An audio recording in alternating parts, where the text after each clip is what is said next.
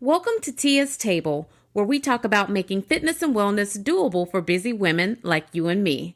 Looking for healthy meal ideas, workout motivation, and good conversation? Don't worry, I got you, girl. Sit back, grab a snack, and let's have some girl talk. Hey girl, hey, welcome back to another episode of Tia's Table. I'm Tia, a certified group fitness instructor and nutrition coach. I help women develop healthy habits that align with their health, wellness, and fitness goals. If you or someone you know is interested in developing healthier habits, please reach out to me. You can do that by emailing me at tiavfitness@gmail.com, or you can hit me up on Instagram at tiavfitness. We have a community in our app where we complete different monthly challenges, where we learn about nutrition, and where you have my full support 24/7 for all things health goal related, right? And I would love to have you as a member of that community. We start our next 75 hard challenge on January 1st, 2025. And if you want to get in on that, shoot me an email. I would love to have you join us for that next challenge. It will be life-changing. I can guarantee you that. Girl. First of all, I kind of feel like I've been cheating on this podcast a little bit with the other podcast. If you're not subscribed to my other number, look in the description box and consider subscribing because we have a lot of fun over there. It's very random. It's very off the cuff. It's very uncensored. It's quite possible that a little bit of it every now and again might be a little explicit.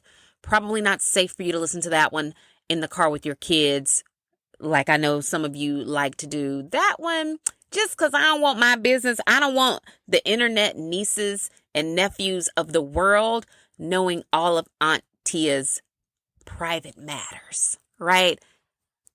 So, I just want to throw that out there. Before you subscribe, just know that one is not as family friendly and clean cut as this one, right? So there is so much that I would like to chat about today. We are going to do an intro to our next health book that I think came out. Let me see. When did this book come out? Let me look it up. We are doing the Perricone Promise, which, if you're familiar with that at all, it was a big health movement back in, this book was printed in 2004. That's it. I thought it was going to be the 90s, but yeah, I guess it was 20 years ago. Wow. Which kind of seems like a long time ago. In 2004, girl, I was a junior in college, but I remember this being a thing. I remember seeing it. Was it on Oprah?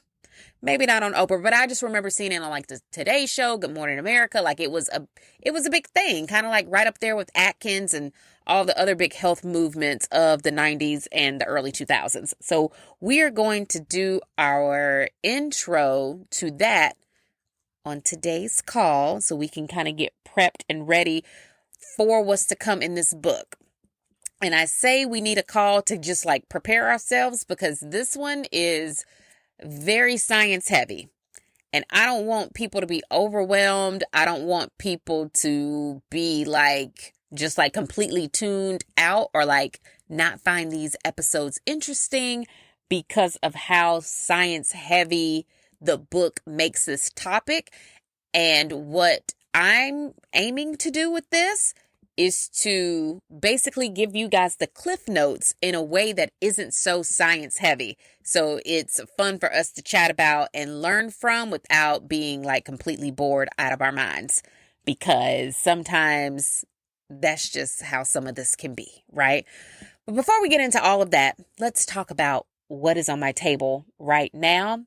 And probably the most delicious thing that I have eaten here recently was a sushi bowl.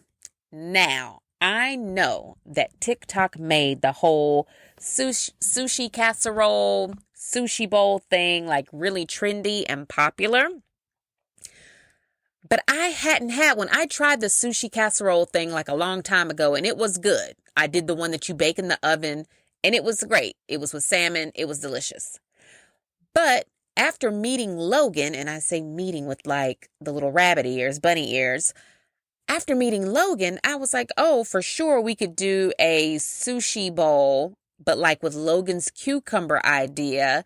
So that reduces the carb intake on it and quite possibly will make it actually taste more like sushi, since sushi rolls sometimes have cucumbers in them. So for my bowl, I did an English cucumber, and I always do the whole cucumber because I'm greedy. So the whole cucumber. I did do some jasmine rice. I did some, not edamame. What do they call it when it's out of the shell? Is it mukame? Don't pick on me if that's wrong. I don't know. But basically edamame, but you pop it out of the shells. So some of those. I did salmon that I air fried. I had whipped Philadelphia cream cheese, which I think really made it taste like sushi. I had the everything but the bagel seasoning. I did use MSG. I did use a little bit of sriracha, a little bit of coconut aminos, a little bit of wasabi to make like a dressing for it. I also put in some seaweed, like from the roasted seaweed snacks that you can buy. I just took a pack of those, chopped it up, threw that in there. I chopped up a jalapeno, threw that in there, of course, without the seeds. And I think that was everything. Was that everything that was in my bowl? And it was delicious. It tastes like eating forkful after forkful after forkful of sushi. And as someone who has recently started her love affair with sushi all over again, I just have to say that did me some kind of good that day that I had it. It was just everything. Everything. Now, the bowl did end up being about 700 calories, which is not a big deal, but it is something you want to be mindful of. Like if you decide to make it and you put all the stuff in it that I put in mine, it was, was up there in terms of calories for your whole meal. And depending on how many calories you get in a day, that may or may not be, something you want to eat at lunchtime. Maybe it's something that you would eat at dinner time based on how the rest of your eating has gone that day. But if you decide to do it, girl, please message me and let me know what you put in your sushi bowl, because I'm open to making that again. It was literally that good. So, okay, let's get into the Perricone Promise and what his promise is. So he talks about, he's a dermatologist, this doctor, and he talks about how using neuropeptides are able to heal your body of inflammation from the inside out, but also from the outside in.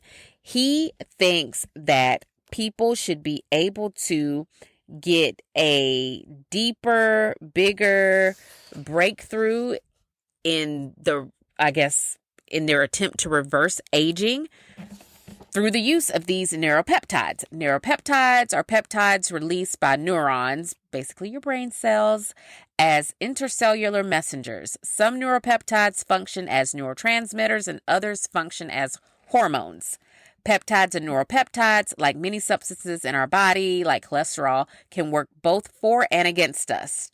The good news is he claims that by following the program in the Perricone Promise, you can dramatically increase the positive effects of anti-inflammatory peptides and neuropeptides and greatly decrease their negative influences. And that is what I would like to kind of study through our little book thing that we got going on here. I don't want to call it a book club. I don't want to oversell it. But as we go through this review of this book, I would like to hear from people. If you decide to do any of this stuff, I would like to hear from you if you think that it works, because he claims that as a result, you will experience dramatic changes not only in the way you look, but also in the way you feel in just 28 days. And that is where I sat up in my chair a little bit. In just 28 days, you can erase what seems like 10 years from your face and body. Y'all, This is what sold me on doing this. I looked past the fact that it was a little too sciencey and kind of not that fun to read. And I said, oh, baby, if in 28 days you think I can look 30, I think you have my attention.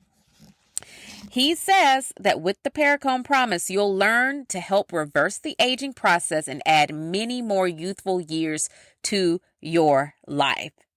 He says, look better, feel better in 3 easy steps.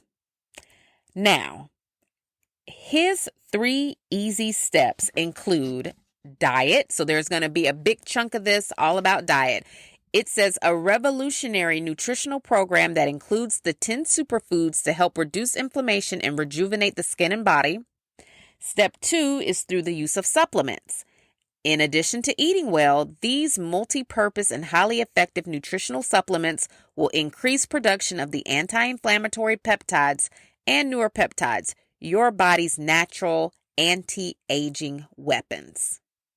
Now, I'm not saying that anybody should take any kind of supplements without consulting with your physician first, whoever your trusted medical professional is in your life. That is who you should talk to about using supplements, but I will be reading through whatever he's got to say about supplements when we get to that chapter. And then lastly, he says through the use of topicals. Working from the outside in, these newly formulated neuropeptide-based creams will have you looking younger almost instantly. And same feelings as the supplements. Always talk to whoever your dermatologist is, your esthetician, whoever you trust with your skin before you put anything on your face. Now, I did see a clip of Nia Long recently talking about how she started using a neck cream like years ago because apparently Chris Rock told her that he can always tell how old a woman is by her neck and not necessarily her face. And after he said that to her, she said she started using neck cream. And I think who is she an ambassador for? Is it Lancome or Estee Lauder? I cannot remember, but one of the big beauty brands. She is an ambassador for them. And she says that one of their creams is like her go-to neck cream. And I don't know if that's true or if she's just getting paid to say it. But either way, Nia Long looks amazing. And if she's putting that cream on her neck, I'm definitely going to look into whatever cream this is and see if I should be putting it on my neck too. But he claims that, from the outside in as well as from the inside out is the best way to make yourself look 10 years younger in only 28 days. He says throughout the rest of this book, you'll find ways of unleashing the power of neuropeptides to increase production of collagen and elastin, which I'm super interested in because whenever I see collagen offered in the store, let me tell y'all why I don't ever get it. I don't ever get it because either you have to take like 6 of those supplements like 3 times a day or something crazy, or you have to take scoops of it and put it in something, and I'm still not there yet. Like, I have the hardest time, like, adding things to things. Like, I don't want to put collagen in my coffee. I don't want to put it in my water. Like, I don't. So if there's a way for me to possibly get more collagen in without necessarily having to remember to take supplements 3 times a day, I'm all for that. He also says it can repair scars and wrinkles. It can increase circulation, resulting in breathtaking radiance and glow. You can experience rapid wound repair, and you can develop a dewy, supple appearance to the skin that you haven't seen since your teens. Now, when I was a teenager, my skin was not dewy. It may have been supple, but I had acne-prone skin. Like, I was cute, but it kind of depended on what day you ran into me too. So I would love like a 40-something dewy complexion. But this book is not just about the way you look. By following this simple 3-step program, you can rejuvenate not only your skin, but also your brain, your emotional state, and your overall health. Increasing the power of positive peptides can result in such diverse effects as decreased inflammation in every organ system, increased efficiency of metabolism, resulting in cellular repair, an elevated mood, A strong and healthy heart that is resistant to disease, denser bones as you age, decreased risk of certain forms of cancer, repair of the skin, normalized metabolism for losing weight while retaining youth, and a rejuvenated immune system. Now, of course, some of those stood out to me because I know a lot of people feel like once we cross over into our 40s, maybe our metabolism isn't quite working the way that maybe it used to. So if there's something in this book that we can take from it and apply it to our current fitness journey that could be helpful for your metabolism, I definitely want us to do that. So he talks about a brain beauty connection. He talks about beauty really starting from like deep within the layers of your skin. He talks about, what he really talked about that I think will be somewhat, not that it'll be controversial, because you know what? I see people talking about this on social media, but I don't think I've ever spoken to anybody about it in person. But he talks about how bad Botox is for you, just to give you a little bit of a spoiler, because we're definitely going to cover this too. But he talks about how absolutely not, he would never recommend Botox. Not that he wouldn't recommend it, but he's kind of just like saying that the use of Botox is basically you putting a toxin into your face. And when I read that, I was like, you know what? You're absolutely right. And he even broke down the word Botox. So let me do at least that little bit. He says, use of Botox, a neurotoxin. Neuro means nerve. Toxin means poison that paralyzes muscles to smooth out wrinkles and expression lines, is rampant. He said it's rampant. He said, y'all are doing that too much. Why would you put that poison into your face when you know all you had to do was eat right, take these supplements, and rub some cream on yourself? That's what he's saying. But I feel like something like Botox has gotten so popular, and it's gotten so popular with people who are very young, that I hardly ever see women in their 30s even with wrinkles. Like I know my favorite influencers on social media, some of them really don't have lines or even expression lines in their face anymore. And I think my issue with Botox, and I've said this before on the podcast, is that I feel like the overuse of it ends up doing the opposite of what it is aimed to do. Like after you shoot your face up so much, you actually, in my opinion, you start looking older than what you actually are. And it's kind of no way to reverse that, I guess. Not that I know of. Maybe you just have to let time pass and you just don't go back to get more Botox, and maybe over time your skin will return back to what it used to be. I don't know. But what I do know is I love a good expression line, and I don't know when those became a bad thing. Like if I'm happy and I'm laughing, I want you to see that I'm happy and that I'm laughing. I don't want my face to seem so like stretched out and smooth that you can only tell my mood based on what my mouth is doing or what's coming out of my mouth. I don't want that. Like I don't want that. And like I was telling a friend a week or so ago, like I honestly just, I don't want to look tampered with. I don't want to look like somebody has been doing things to me. I feel like it is really beautiful to naturally age to the best of your ability by just taking really great care of yourself. And I think some of the most beautiful women are the women who look their age. Like, and I don't mean that in a bad way, because really what is looking your age? But they just look the way you would expect them to at the age that they are. Let's put it like that. I mean, but that's just my personal opinion. If you are a Botox girly, like, please don't come for me. You do what makes you feel good and what makes you happy.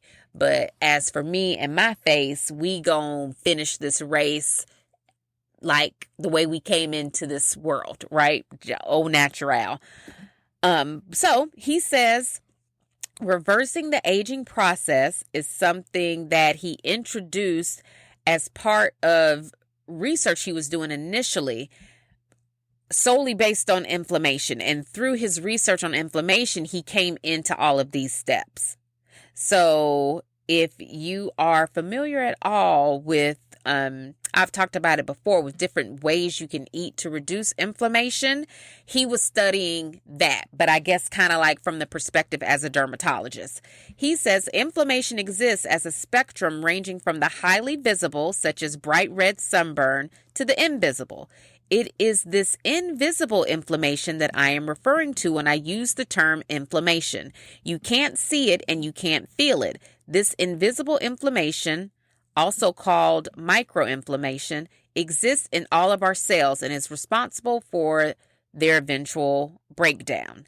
It is responsible for the aging process that gives us wrinkled, sagging skin, as well as age-related diseases as diverse as Alzheimer's, diabetes, cancer, cardiovascular disease, arthritis, and the autoimmune diseases. Simply put, if we want to decrease our risk for age-related diseases and decelerate the aging process, then we need to control inflammation. And we can do that best by controlling two essential lifestyle elements, diet and stress. Now, stress is a big one that he focuses on, but he kind of breaks it down under an umbrella. So he talks about our diets and aging and sugar and how sugar consumption stresses out your body. He talks about that. He talks about stress and aging, and as you age, how aging naturally stresses your body out. But then, of course, we have like everyday life stressors that contribute to our overall stress. And he talks about how that is a connection to anxiety that is ultimately aging us all. This sounds like such a Debbie Downer call. Like, girl, I'm sorry, but I just wanted to wanted to do an overview of what we're going to be talking about so that people so now, when I say it's a Perricone Promise episode, maybe this is maybe a time where you want to be like seated. You might not want to be walking through Target and trying to listen to this at the same time, because it might be something that you actually want to retain. Whereas normally when we have these calls, you can kind of multitask at the same time, right? So he talks about stress, right? He talks about the more stress you're under, the greater the amount of cortisol your body is producing, which is something that, whether women know it or not, that is like the main thing that we are fighting, which I feel like people talk about cortisol a lot now. So maybe 20 years ago, cortisol wasn't something that people spoke about that much, or maybe you spoke about it at your doctor if you were going through menopause. Maybe that's something that came up in like private conversations, but I feel like now people talk about cortisol all the time. But his response to what he believes can help us not necessarily eliminate cortisol, but like reduce it, to me is pretty interesting. And I'm excited to kind of share that and hear what people have to think about it, and to see what parts of this people decide to add to what they're doing. I think that based on what I've read up until this point, it would be good to go through this book first. Because remember, I shared on Instagram that we were going to do a book all about menopause too. But once I found this book in my basement and I started flipping through it, I was like, ooh, you know what? Maybe it's better for us to go through this book first, because I feel like this book gives you actual tools that aren't necessarily hormone replacement. Because I know for a fact the book that I plan to kind of go through that's all about menopause, hormone replacement is a big part of it. And I know that that's somewhat controversial too. I know that's not going to be for everybody, but I think if we go through this book and learn what we can about the different supplements, about the different topical treatments that he recommends, and also the different superfoods that he wants everybody to eat, or he thinks that everybody should be eating. I think if we kind of take our time and go through those, then head into the menopause stuff, that'll be the better way to kind of go through that. And there is a 28-day program part to this too. So who knows? Maybe if we are able to get through this whole book before December, we can practice some of these things in December and then test it out and see how we feel, which I know that's like a weird time of the year to do some of this, but it's kind of like, you know what I feel about December. And I know we had a whole episode about the winter arc, so I'm not going to repeat myself too much, but I do feel like December is actually the best time to try stuff. You're going to be eating anyway, so why not try some of these superfoods, right? You're going to be buying things and shopping anyway, so why not get some of these supplements or some of these creams or like whatever, and then use them all throughout the month of December. It could be like a little Perricone Promise advent calendar. Maybe we read this book. We'll be done with it by the end of November. And then in December, we can kind of grab the things that we think we want to do. Because certainly all of us as a collective are not going to want to do every single thing he details in this book. Like, I already know that. But maybe you decide what of this you feel will work for you. And then we all kind of just try our own stuff over the next 28 days. You take your supplements, you do your neck cream, like whatever it is, and let's see if we can really reverse some of this stuff in the time frame that he says. Because to me, telling me you can reverse 10 years of aging in 28 days, that to me is a big promise. That to me is like you're selling me a dream.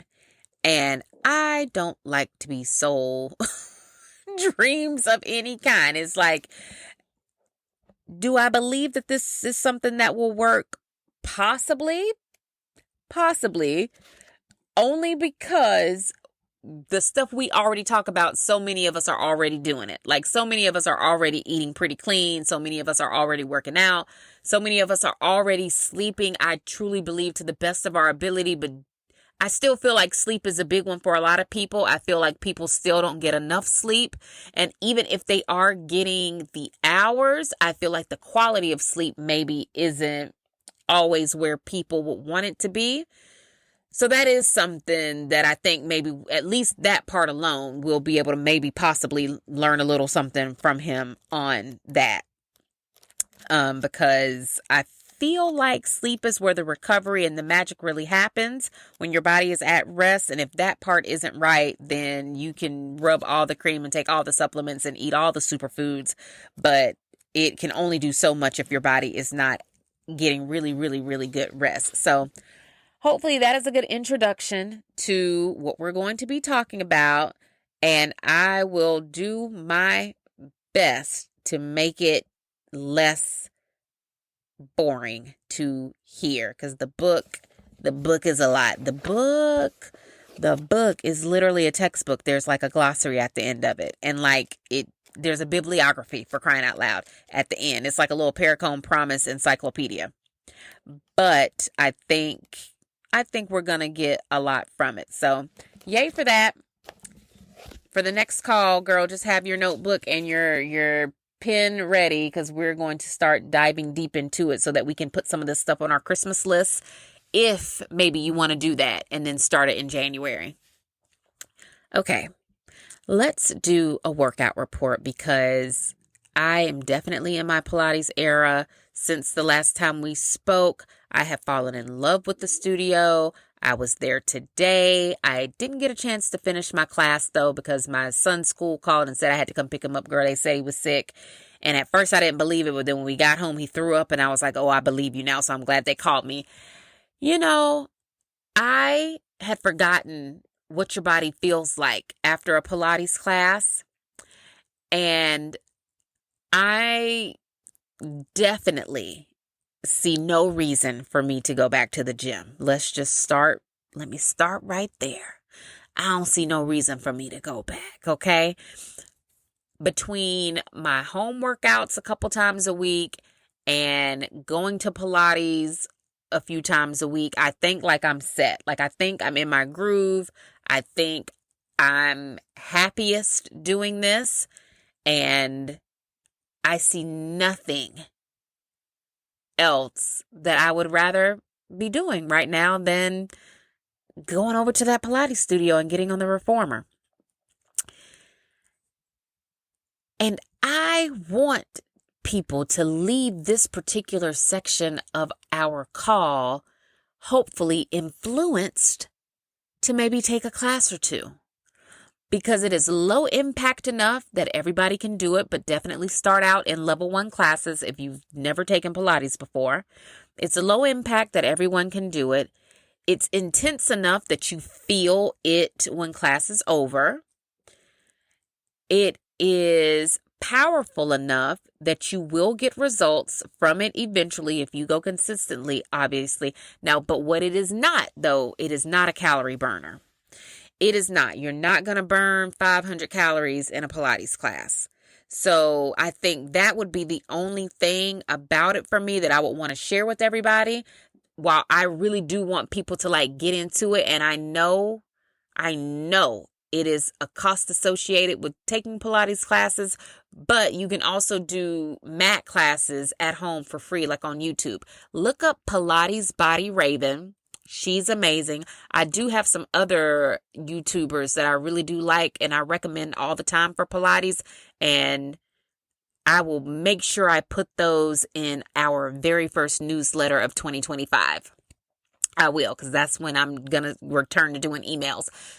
So I'll put a list of those in that newsletter. But if you take classes at home on the mat, they are just as effective. They are just as good. You just have to be really consistent with it. But it's not a super big calorie burner, right? We talked about that on the last call too. So what I recommend is people continue to do their cardio, continue to do your daily walking, whatever your step goal is, you keep doing that. Continue strength training with dumbbells. Continue that. Don't fully abandon it for Pilates. And I think that's where people kind of go left with it, is that they, and I'm guilty of it too. It's like you turn into a little Pilates princess and you just want to stop doing everything else that actually does burn calories. And I only say that if some type of weight loss is your goal. If you're working out and you actually want to lose pounds and you want to see the scale go down, then Pilates is definitely going to whip you into shape and you'll be toned and you'll be strong, but you're not going to see the scale move as fast as I think people want to see it move in order to stay motivated to continue to work out. Right? So you definitely want to keep your steps. You definitely want to keep strength training with dumbbells or weights or whatever a couple times a week. And then let Pilates be like a supplement to what you already have going on. I would not let it become the only thing that I was doing, right? I wouldn't. Because it's certainly not going to be the only thing that I do. But I'm not going to lie to you. I'm in love with the place that I go. The classes are diverse. So how you hear about people being the only Black woman in their Pilates classes, or people feeling like it's not a place for them or whatever. I am personally not experiencing that at the studio that I go to, but that is a real thing. Because when I lived in Texas, and I used to go to Pure Barre classes, and I was a Pure Barre girl down. Okay. I still have the grippy socks. I was going to Pure Barre a lot after I had my second baby, I think it was. And yeah, I would go and I would be the only Black girl in there. So I know what that's like. People don't chat with you after class. It's hard to make friends and the whole thing, and you want to feel like you have your community and your people that you see every time you go, because that is a really big part of going to group fitness classes. People don't like to admit it, but as someone who was an instructor and as someone who likes to go to those classes, having that camaraderie and that sense of community really does matter to a lot of people. And when you feel like you have that support system within your class, you feel like people are looking forward to seeing you, or you're looking forward to seeing people in class, it makes you go to class. It makes you want to go to class quite often, right? So at the studio that I've been going to, like I said, the classes are diverse. Everyone has been super friendly. I've already made friends with a couple of the women in class who go at the same days and times as I do. And I'm loving it. I'm absolutely loving it. And when I fall in love with something, I try to spread that. I try to push that out to everybody who gets on these calls with me. So the workout report It's just that, like, things are going great, and I'm so happy to be in a place where I'm actually enjoying working out again. Now, we are going to start 75 hard again January 1st. We're going to start it again January 1st, and I'm super excited about that because I feel like since we did the last challenge this summer fall, I've learned a whole lot based on my own experience with the challenge and based off coaching women through it. And I feel like at this point, I know how to get people to where they want to be a lot quicker. Now, like I feel like I know exactly what to tell you to do. I could also tell people, well, I do tell people, I don't tell y'all exactly what to eat, like what to put on your plate, but I do tell you your numbers. Like you have your number, your nutrition numbers are in the app, the workouts. I created a workout for people, or like a workout schedule. I posted what I was doing, and I felt like that schedule made it really easy for people to be able to push through all of the workouts without being like chronically sore. And I'm going to do that again, but this time it'll be a little bit more detailed because I feel like now I know exactly what to tell people to do. Like instead of telling people to get 10,000 steps, I'm going to say you need 12,000 steps a day. It's 12. It's not 10. If you want to see weight loss, it is 12, right? If you want to see significant change in your body, you do need to be picking up those weights. I'm going to say 4 to 5 times a week within the 75 hard challenge. I'm not talking about on an everyday whatever. I'm talking about how to get the biggest bang for your buck during 75 hard, picking up the weights 4 to 5 times a week. If you are not picking up the weights that often, then I do highly recommend your 5th strength workout of the week be something like Pilates or bar. I highly recommend one day that out of the week, your workout be double cardio. These are all things that I did during 75 hard, by the way.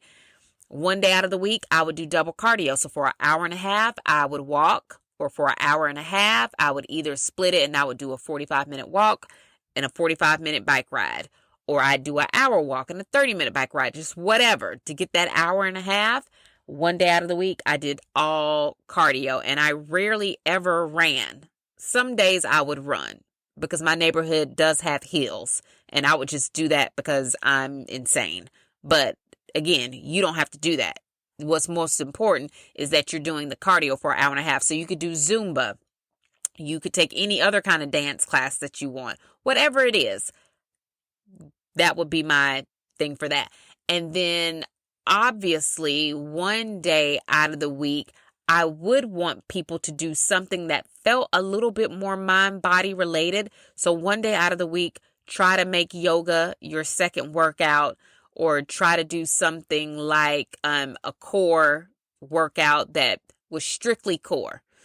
Nothing that's really utilizing like your glutes and your ham, because sometimes people will say they're teaching you a core class, but then you end up working all these other body parts, and you really want those to be at rest so that you can hit weights all throughout the week. And as we get closer to 75 hard starting, I'll make sure I do a much better job this time of breaking it all the way down so that people can really maximize their efforts, because you can really have big change during that 75 days. The last time we did the challenge, we had people in the group lose anywhere from 0 up to 20 pounds. And I think she may have lost a little more than 20. I don't know. But based on the women that I spoke to when the challenge was over, people lost whole dress sizes, lots and lots of inches. And it truly was a significant period of time where I visibly saw people change, and I got to hear a lot about their non-scale victories that, in my opinion, if anyone heard those stories, they would be extremely motivated to do a challenge like 75 hard. And what I like about that challenge for people is that it has an end date to it. Like, you tell yourself, if I do these things for 75 days, and I know 75 days sounds like a long time, when you think about it and you say it out loud. But what if I told you that on January 1st, you could start a challenge, and in 75 days from January 1st, whatever day that is, which is probably sometime in March, like March 15th or something like that.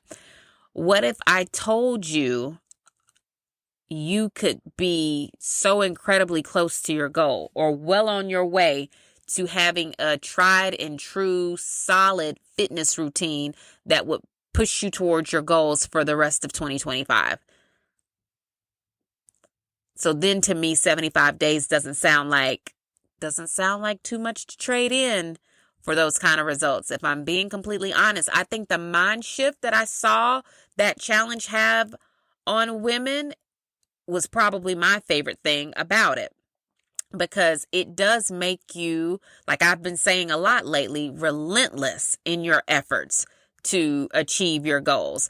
And I feel like when you're on a journey like that, when you are being very intentional, very purposeful, and you have that like no excuses attitude about reaching your goals, you do become just a completely different person. Like, it really does become your whole personality.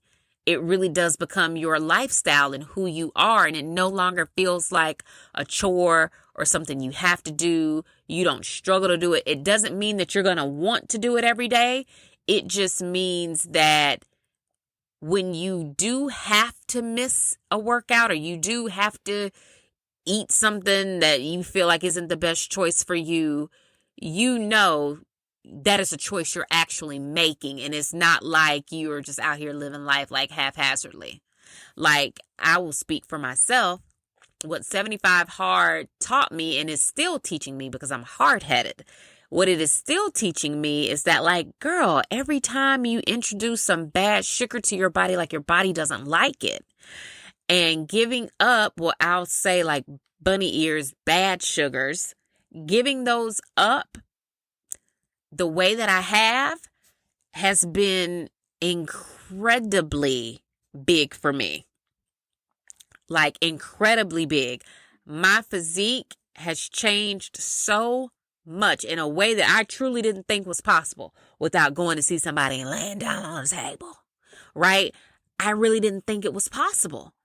But as it turns out, what was holding me back from myself was the bad sugars.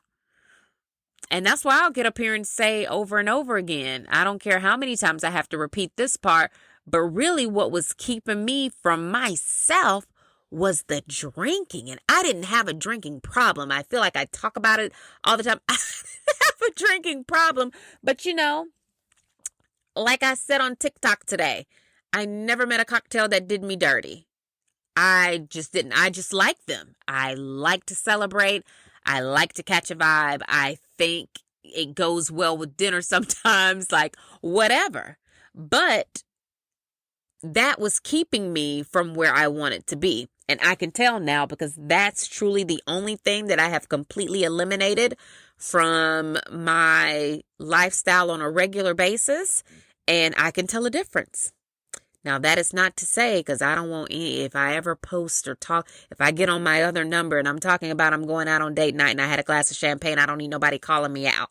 So don't take what I'm saying as I'm never drinking again. But what I am saying is, I see now where if I make the choice to drink, I know exactly what that means for my body. And it means inflammation. It means what he's going to talk about in the Perricone Promise. That's what it means. It's just me saying to myself, like, oh, okay, so you want to be bloated and inflamed for the next couple of days after that. Like, you're telling yourself you're okay with it. And sometimes, girl, I don't know. I might be.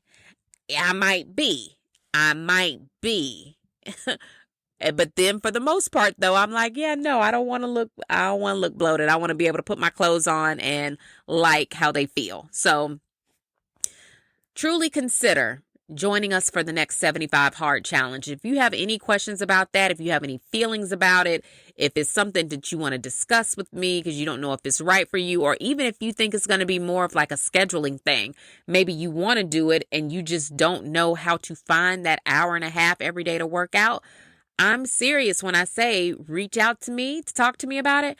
Reach out to me because I do what I do for a living to truly help women change their lives and how they view what's possible for them. I don't do it just to get up here and just try to be funny and try to share what I know or try to do cute little research projects on nutrition and diet and exercise. No, I do it because I'm really passionate about it. And if I know something is possible for you and I know that there's a chance that you might want it even a little bit, I want to be the friend that encourages you to take the process and yourself seriously enough to go get what is rightfully yours. And that is whatever it is you want for yourself. So hit me up on my email, tiavfitness@gmail.com. And if you feel like I'm not responding to your email fast enough, girl, then write me on Instagram because I do respond a lot quicker over there. And that is @tiavfitness. Let's get into some of the random things that I would like to discuss before we go. Now, let's first start off with what people are saying about Ariana Grande and Cynthia Erivo as they continue their press tour for the movie Wicked. I'm very excited to see the movie Wicked. I think both of those women are so incredibly talented. They have beautiful voices, and I'm not even a musical person. I don't like musicals. I'm probably going to go see a play on Broadway the next time I go to New York just to check it off my bucket list as something that I feel like, I should do as a woman who, tries to moonlight as a sophisticated woman. I'm going to go. I'm going to go because I feel like I should. And I probably will enjoy it. It'll be a cool experience. But, was I obsessed with Hamilton? No, I wasn't. Did I ever listen to the Hamilton soundtrack? No, I didn't. Did I care to? Absolutely not. Will I go see these two women sing? Yes, because I grew up watching The Wizard of Oz in school like everybody else did on a rainy day or when it was so close to school getting out and those teachers didn't have nothing else to teach you. So they would put on The Wizard of Oz and have you watch it. I grew up watching The Wiz, right? I grew up watching The Wiz. So I feel like it's only right that we now see Wicked, right? Gotta go see Wicked. But what people are talking about is how they feel as if Cynthia Erivo and Ariana Grande are disappearing right before our very eyes while they've been on this press tour under the pressure to fit into the fashions to impress the people enough to go see the movie. Now, I remember back when the tabloids used to be full of all of the skinty girls, when it was in style to be skinty, skinty, skinty. And then we kind of evolved from that. The video vixen became popular, and the more curvy you were as a video vixen, the more videos you got in. And fast forward, and now everyday women look like video vixens. Everybody's got a BBL, and if you don't have a BBL, then you probably just look like you do. I don't know, right? But that is what became popular for a long time. And I think over the past maybe 6 months to a year, maybe, we have started seeing people kind of going back to the more natural body look or a more slender look. People are trying to get lean again, right? They're undoing their surgeries. A lot of women are, and they're talking about it and sharing it on social media. And I think that's kind of cool. But they are taking out implants. They are taking out filler. They're doing the whole thing. Everybody's getting back to their smaller versions of themselves. What I think is interesting about people talking about the two of them is the fact that this kind of points out to me that people had really, I think, kind of gotten to a place where maybe they thought the BBL was the real body. That's the only way I can describe it. To me, Ariana has always been just as big as a teardrop. She was never a person that I would consider to be described as anything other than petite. She's always been a small person. And I would say the same thing for Cynthia Erivo. Now, what I will say is that maybe Cynthia's face looked fuller. Maybe she has lost weight from all of the traveling and the lack of sleep and like the eating whatever she's had to eat, because they've literally been all over the world. Every time you see them, they're literally somewhere else. And maybe because of that whole thing is taking a toll on her, and it's probably putting her body under a certain level of stress, and her body is responding to it. But I don't think these women are trying to purposely be small like that, the way people are dragging them in the comments saying. I just don't believe that. And maybe I'm wrong, but I just don't. No, not at all. I don't believe that for 1 second. That's their goal. I think they are just under a lot of pressure and a lot of stress. And sometimes people's bodies respond to stress by just not being able to hold on to weight. Like the stress is literally like burning calories off of their little bodies. So I don't really get that. I would love to hear what other people think about that, if you've been paying attention to that conversation at all, because I don't like it. And I feel like this is one of those like made up internet things that people need to stop doing. They just need to stop talking about them. And pretty soon the movie will come out and people will. Like, this will all be over after Thanksgiving, after the press tour is over, right? So that's that. Something else that I saw on social media, and I just said, where have I been? Where have I been? Megan Good and Jonathan Majors are engaged. Now, I am not going to do too much on Jonathan Majors, because I don't even think them getting engaged, I mean, it is about him, but it's not. Like, the feelings and the thoughts that I have about the engagement really don't have nothing to do with like him and his personal, like, individual situation, because I don't even know what his situation is anymore. I don't know if he's already gone to sentencing. Like, I don't know how that whole thing ended up concluding. Like, I don't know. So not too much on him, right?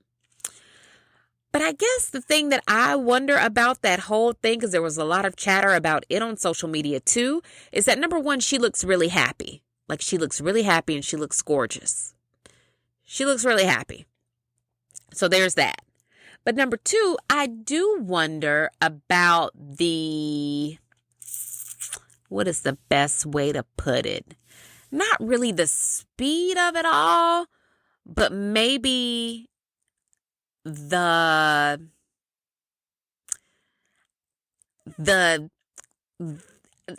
don't even know what, like, the right words for it. So let me just say this. I feel as if she was in a very public-facing marriage to the pastor. And I kind of feel like that pastor never had her back. Like, even though he would speak out, like that one clip of him checking that woman that one time is out there, if I'm being honest, I don't really think that that's how he really felt behind closed doors. Like, I think he really wanted more of like a traditional first lady, which is absurd because he knew he married like a sex kitten, like a sex symbol. Like, he knew she was Megan Good when he married her, right? I think, and I don't know these people from a can of paint. This is just me talking to y'all. I think behind closed doors, he really did have a problem with how she oozes sex appeal and how she dresses and all of that, because that was giving him problems from the people in his congregation, the people that would pay to come see him speak and all of that. Those people had a problem with her, maybe mainly because they're haters, but also because they wanted her to be in like this first lady box that she just was never going to be in.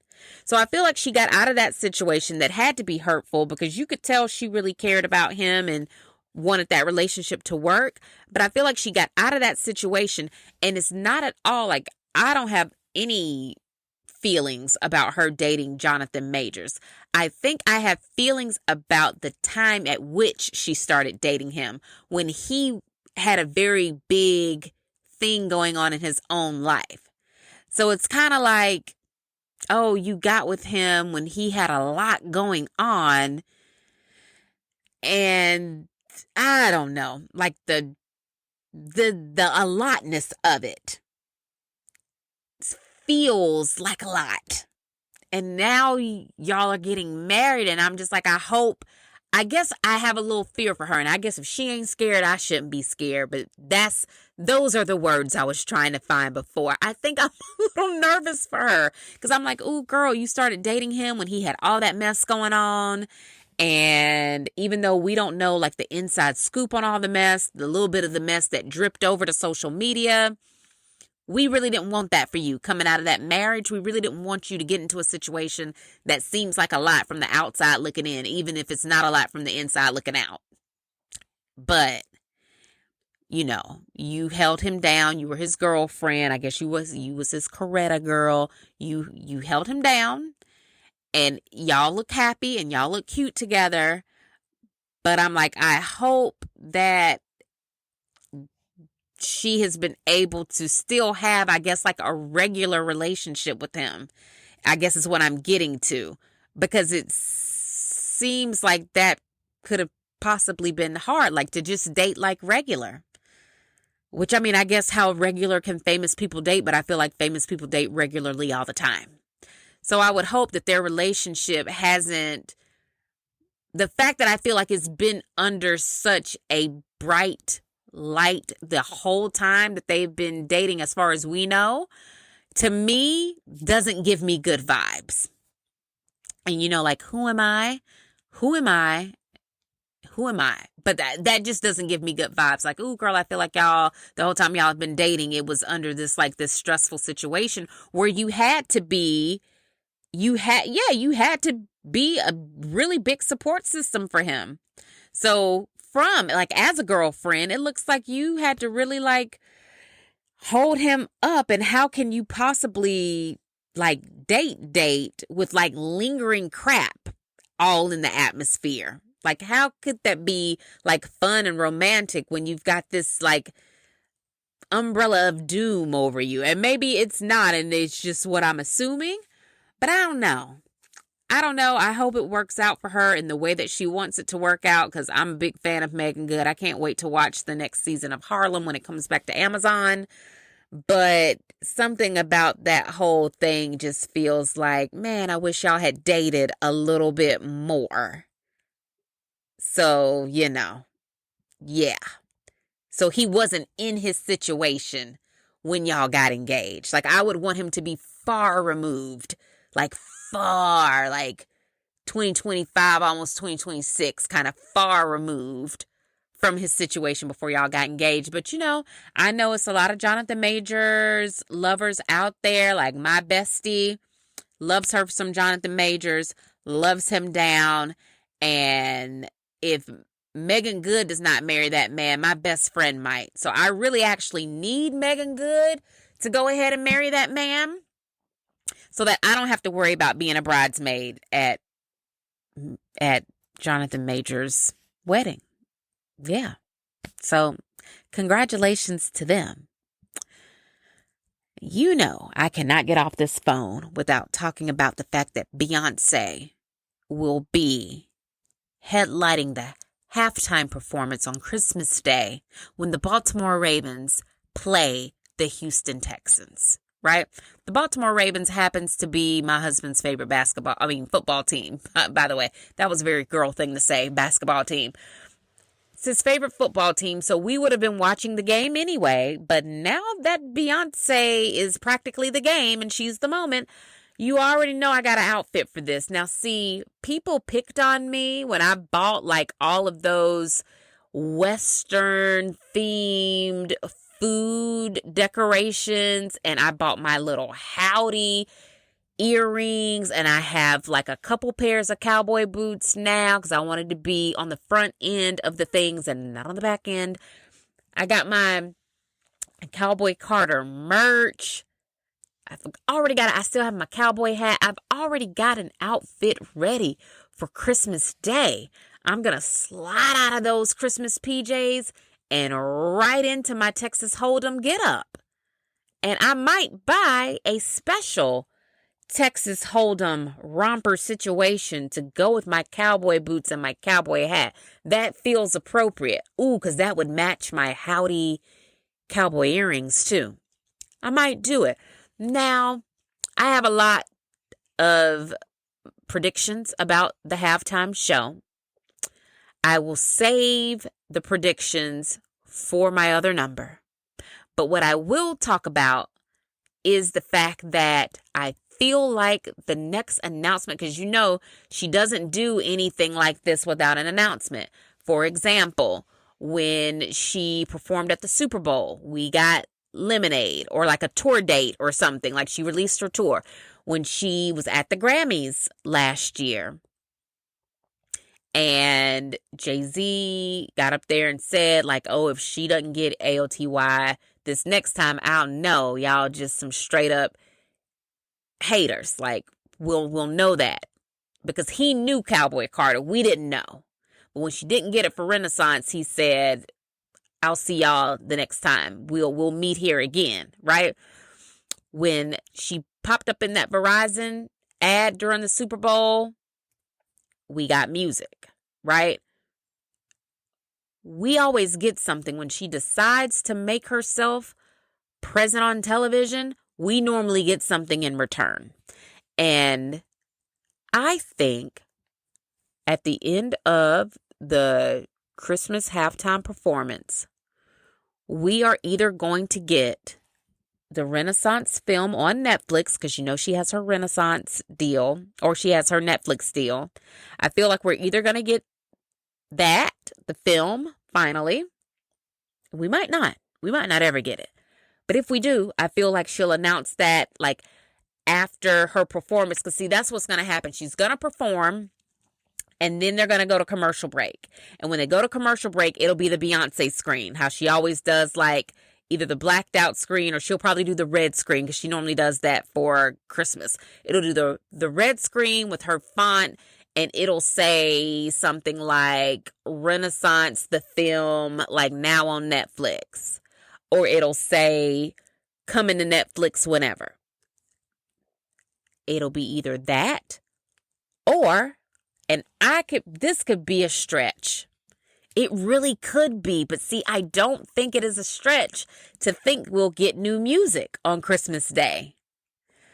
Because the Grammys is in February. So her performing on Christmas Day is like brilliant because that gets Cowboy Carter back out into the forefront, out in front of everybody. Even though she's been promoting it through all of her other products since it came out, it'll get Cowboy Carter back out there. Like people will be talking about it. People will be talking about the performance, who she possibly might involve in that halftime performance. They'll be talking about what she wore, what songs she selected, and all of the things. And we'll be chatting about it. But see, it's not enough to do that on Christmas Day. You also have got to give people something that they can hold on to until the Grammys. Like you've got to keep people buzzing until the Grammys. And that's why I think she'll either release the Renaissance film and people will be talking about that and people will be watching it, and it'll give us just another reason to have her trending until the Grammys, right? Or she might release some type of Cowboy Carter visual. My guess would be maybe a video with Miley Cyrus, because she's Miley Cyrus is Miley Cyrus. She's huge. So maybe they have shot some type of music video and we'll get that little nugget. And then maybe sometime in January, we'll get another visual. And this is like me totally reaching because she done already told us we was the visuals. But if not, because we know she has filmed things. We've seen the little looks in different trailers. Maybe she shot a video for some of her other stuff, and maybe she'll release videos leading up into the Grammys. We don't know. My other prediction, and this is the big one. This is actually what I hope that she does. I don't even care about visuals. I'm not going to hold y'all. I don't care about visuals. I feel like she's given us so many music videos all throughout her career that I almost prefer like the documentaries that she does, like the Renaissance film. I prefer that over music videos. Personally, I do. Like, I would rather see like the behind the scenes of her creating her art more than I would like to see like music videos. I don't know. That's just me. So there's that. I think the real just moment that would just break the earth would split open and it would make my Christmas day is if after she performed that halftime show, she said, "Oh baby, Act 3 is out now. Go get your whole Christmas rock and roll life. Go pull up Apple Music or wherever you stream my stuff and get your life. Act 3. It's out now." Why do I think that would be the real moment? Because that for sure would have people talking about her all the way up until the Grammys. And then she is going to do stuff between now and the Grammys anyway, like she will. But if she released Act 3 on Christmas Day, that would be huge. And after the Grammys or the Super Bowl, like if she decides to have another Grammy moment or Super Bowl moment, maybe she's going to be in a commercial, whatever, she'll announce a tour, and the tour will include Cowboy Carter and Act 3. People keep saying like, oh, she's going to do a tour, and I'm like, no, she's not. I don't think she's going to do a tour solely for Cowboy Carter, mainly because so many of those songs include other artists, and it's the big songs. Like, so that means for every single night of that tour, she would have to have Post Malone. She would have to have Miley Cyrus. She would have to have Shaboozey.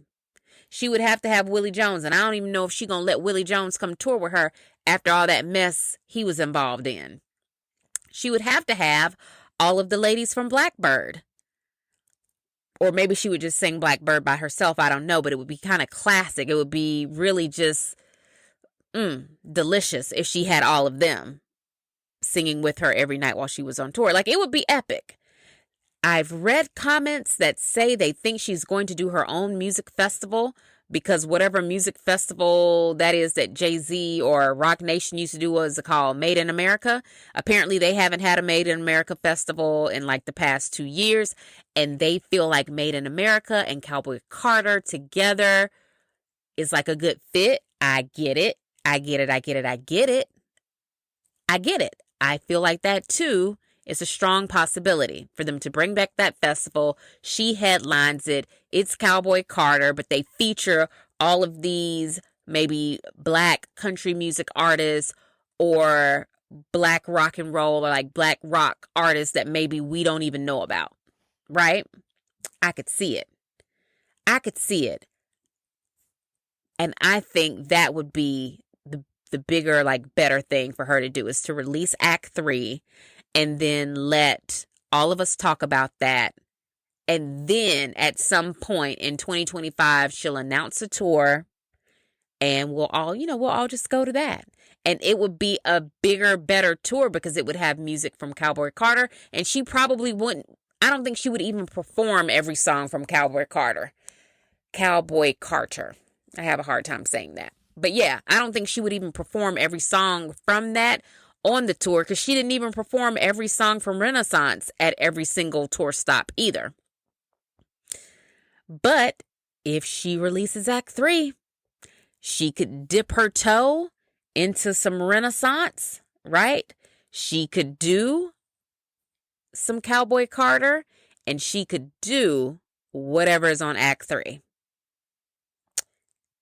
And then I think after that, she will probably go somewhere and be like, I'm just going to chill out for a little bit before doing a Vegas residency for sure. Yeah, that's what I think. Now, what I think about the actual performance itself, like I said, I'll do that on the other number so that this call isn't too long. If you have not subscribed to the other podcasts, girl, join us over there. We have a really good, chill, relaxed time. And I get into the mess a little bit more over there. So, yeah. Thank you guys for joining me on this episode of Tia's Table. Remember, when you're out, compliment a woman, tell her something nice about herself, make her day. Don't compete, don't compare, don't complain. What God has for you is for you, and never knock another woman's hustle. I will talk to you later, girl. Love you. Bye.